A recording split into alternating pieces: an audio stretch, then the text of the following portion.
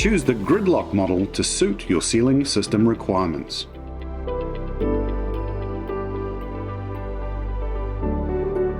Use the unique swivel feature to ensure your bracing footprint avoids service clashes.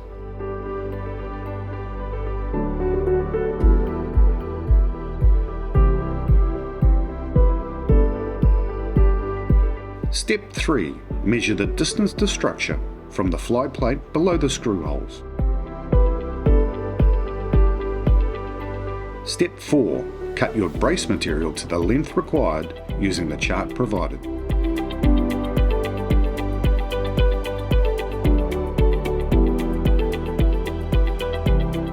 Step 5 is to connect top connectors to the brace material using 10 gauge wafer tech screws, and remember to fill all the screw ports.